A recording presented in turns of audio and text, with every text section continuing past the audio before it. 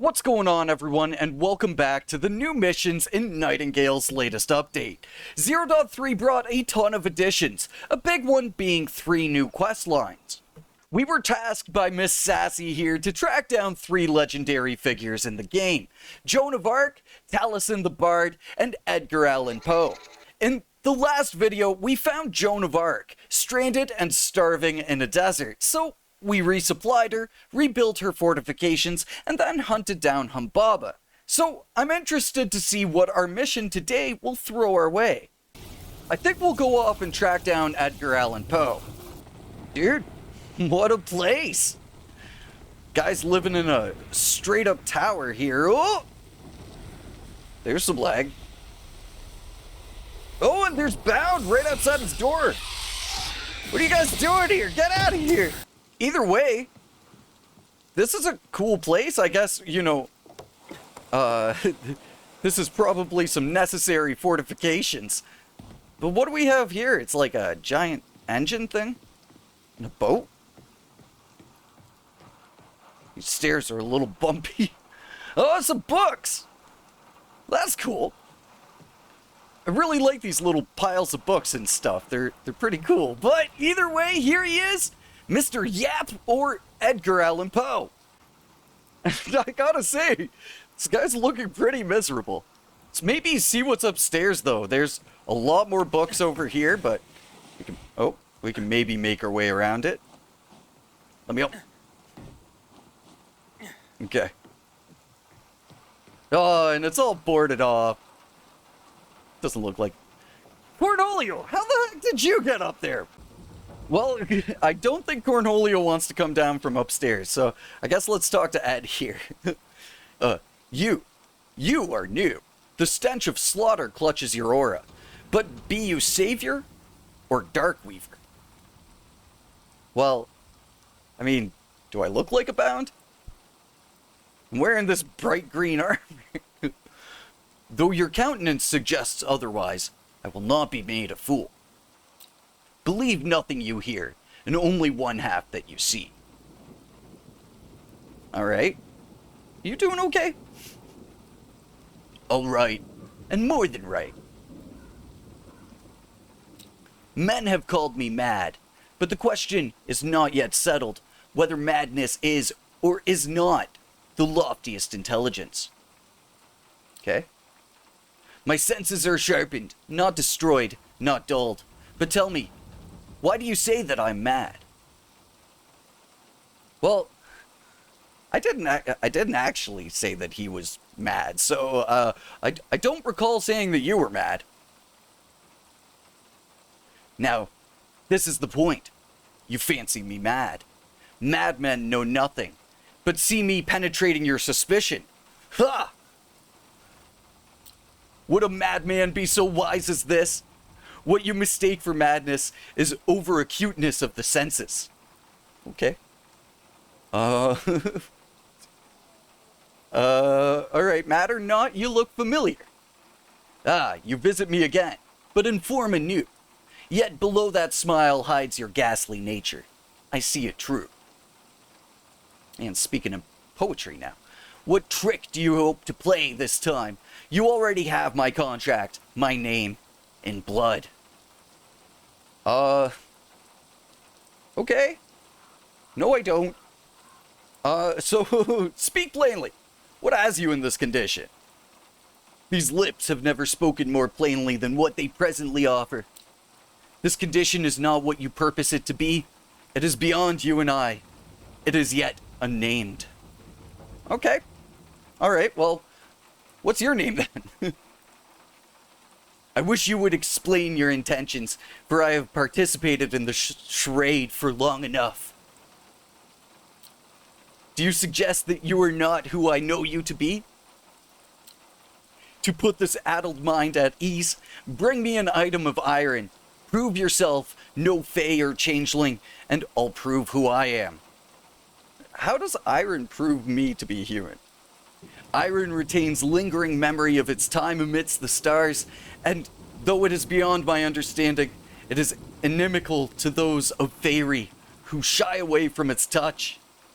Deliver unto me such an item, and I shall deliver unto you my name. Alright, dude, let's do it. One cheap as heck iron sickle coming right up. Whoa. Seriously though, man, something I really want to build in Nightingale at some point is like an 1800s Victorian library. And it would be really cool to have like bookshelves and like piles of books that we could place down. The marble statue's not too bad either. Is that a tool of iron you carry? Yeah, man, this is no illusion, 100% real iron. Oh, Virginia, no fae could clutch that iron without dreadful anguish. You are mortal then, which means you are as doomed as I. Merely flesh and blood. Now you owe me a name. I see now that your mind is of one track, but a deal is a deal that I have hard learned. The name is Edgar. Edgar A. Poe. You speak of a man 40 years gone and expect me to believe? You have earned my trust, so I must earn yours. Listen and test my words so that you might find them true. I have been chained to this building since yesterday, but a yesterday 40 years gone. Time is not what it was. They would not let my physical form deteriorate. They who praise the very vitality of every organ. No, Reynolds' negligence has doomed my mind to rot under this curse. Do you know the nature of your curse?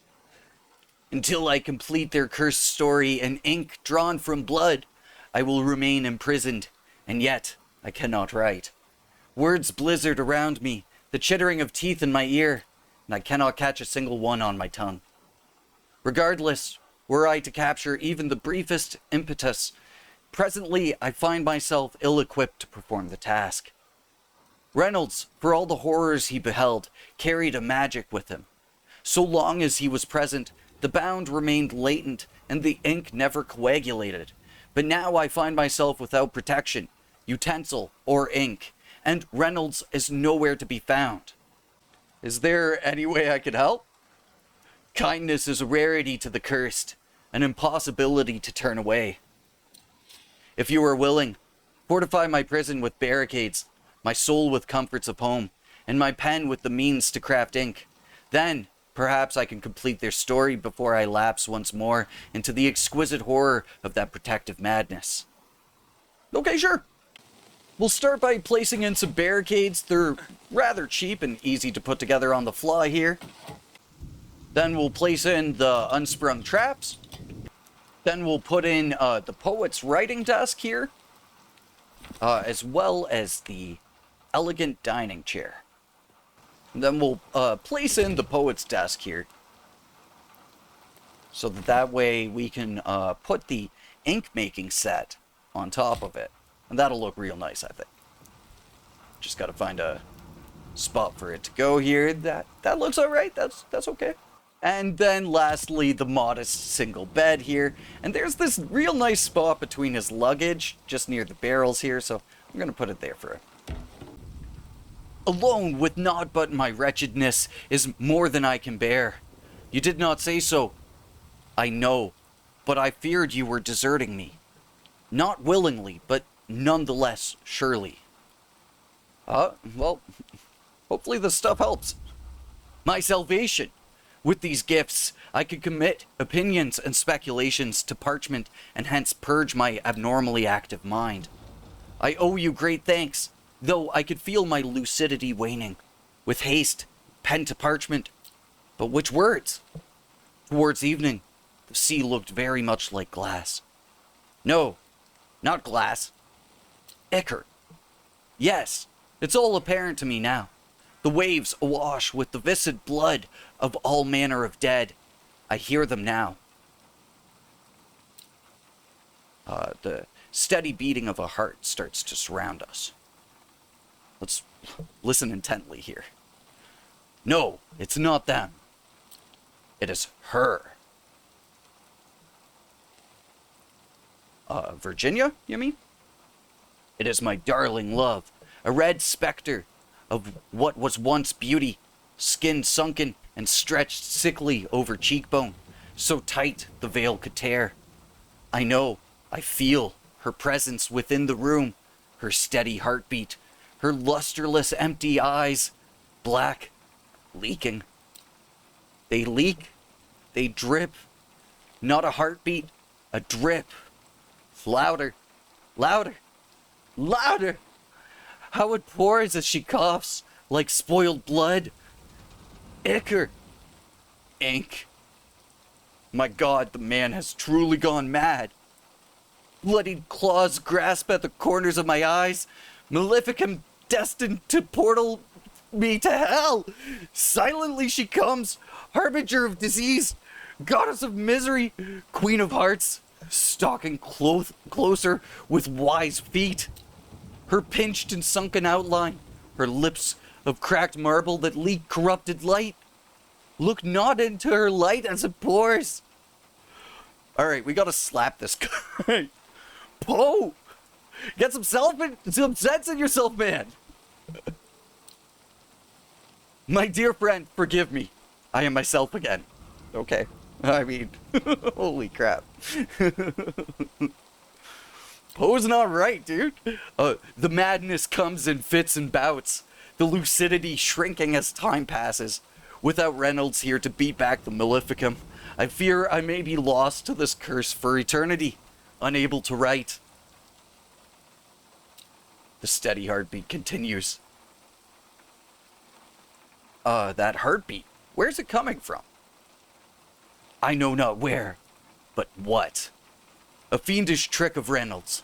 A tribute to my craft, he claimed, but in truth, a vestige of my darling Virginia. Would that I had never written such a haunting tale. Would that I had never failed her. Should I seek to stop the heartbeat? Its silence would be a welcome solace. Yet, no. Some things are better left alone. I got the feeling that there's something you aren't telling. There are some secrets which do not permit themselves to be told, but I'll not withhold this truth. My Virginia lives on in that perpetual beating. I beg of you, leave me this one agony of desire. Dude, that's not Virginia up there.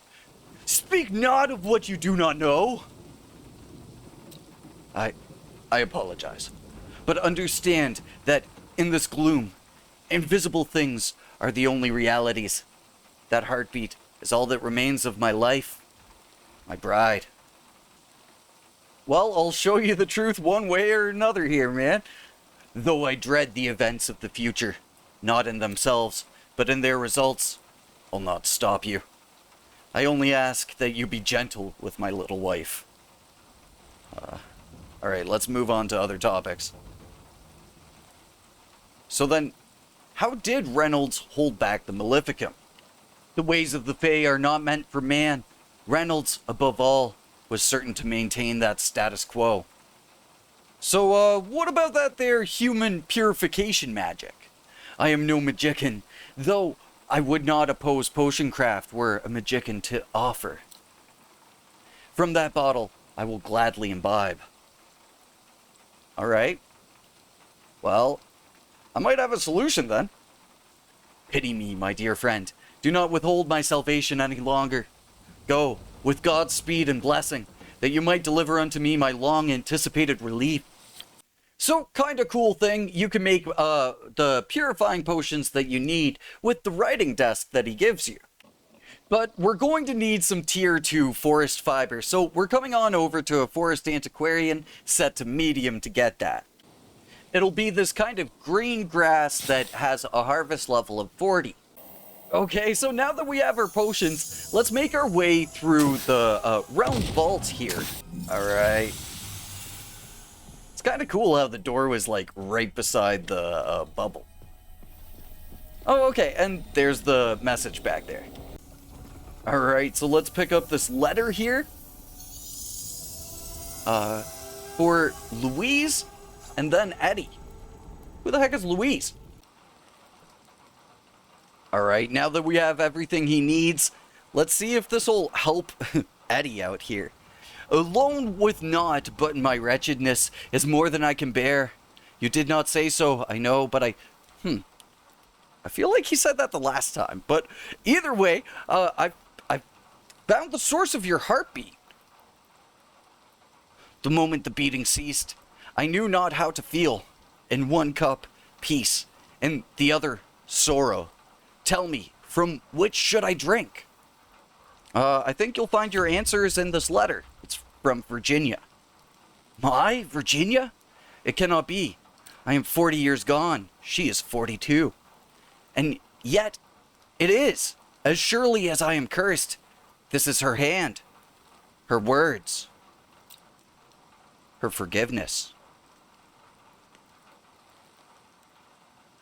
I think we're gonna give him this moment here.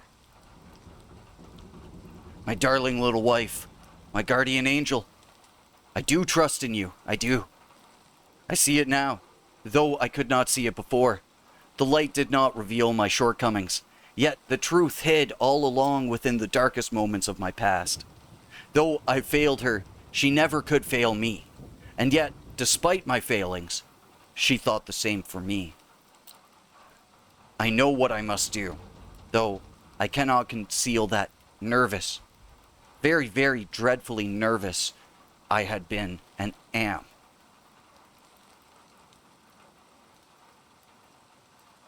Believe in yourself, man. Believe in yourself. Your faith in me is as humbling as it is touching, and yet, the pages they would have me fill would run feral with truths no man should hold. Affliction would consume the thoughts of all who read them. I, a vessel of misery, am the only mortal fit to carry such a burden and encapsulate those words of despair into the echoes of hope that so evade the Fae. I cannot, I will not serve their purposes, but I will write. I don't think I should keep him any longer. Very heavy stuff from friggin' Edgar Allan Poe here. Alrighty, farewell, Poe. I wish you the best, man. No way! I haven't seen him in a long time. Alright, let's see what Puck has to say. It is a dangerous gambit, meddling and meddling in the contracts of Fae. Denizens of the House of Light, more so than any. Once entangled, it becomes most difficult to extricate yourself from such sanguinary webs. The man you would aid has been claimed by one possessed of greater power than you could ever dream. I hope you considered well the risks before committing to this course. I thought I was doing a good thing there, but okay. Then poof. Just like that, he's gone. So, typical Puck giving us a hard time just because we're out here doing our thing in the freaking realms. But whatever, man. We helped out Edgar Allan Poe. We brought him some solace, some relief from his dead and haunted wife that has been haunting the building that he's been trapped in. Crazy stuff, man. Crazy stuff. And also, as well, it's interesting to hear that he's going to be writing hope echoes that we might be finding in the future. Those ones might be a little bit more grim from the sounds of things. But I want to know, what option did you choose for the mission? Did you give him the potions, or did you turn in the letter like I did? Let me know in the comments down below. But for now, thank you very much for watching. We got one more part, one more mission to do here, and I'm really excited to see what more lore we're going to discover along the way here. But for now, again, thank you for watching, and I will catch you all in the next one. Until then, peace.